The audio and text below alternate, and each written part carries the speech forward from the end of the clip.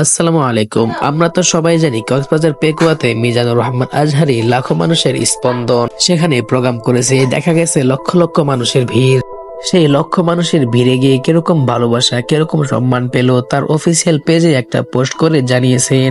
তো দেরি না করে চলুন দেখে আসি কেমন বার্তা তার অফিসিয়াল পেজে পোস্ট করেছে আজহারী হুজুর, যে বার্তা দিলেন তার অফিসিয়াল পেজে।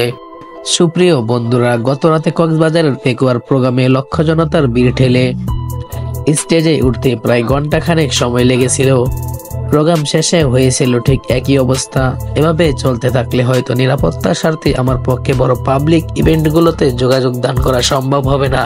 আমি কোরআনের একজন নগণ্য ছাত্র, আপনাদের দিনী ভাই, দয়া করে আমার প্রতি একটু ইহসান করুন।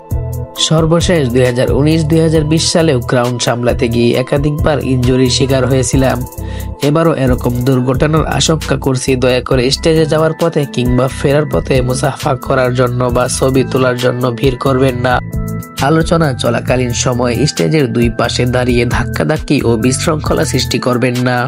প্রতিটি প্রোগ্রামে মূল প্যান্ডেলের বাইরে আলাদা মাঠে একাধিক সুবিশাল এলইডি স্ক্রিন থাকবে।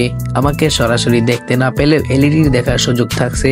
আইন শৃঙ্খলার বাহিনীর সাথে অযথা ঝামেলায় জড়াবেন না। সেফ এন্ট্রি এবং সেফ এক্সিট নিশ্চিতকরণে আয়োজকদের সকল দিক নির্দেশনা মেনে চলুন।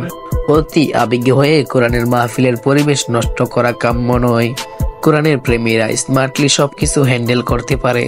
দয়া করে দায়িত্বশীলতার পরিচয় দিন। আপনাদের আন্তরিক সহযোগিতা ছাড়া এত বড় আয়োজনগুলো সফলভাবে সম্পন্ন করা অসম্ভব।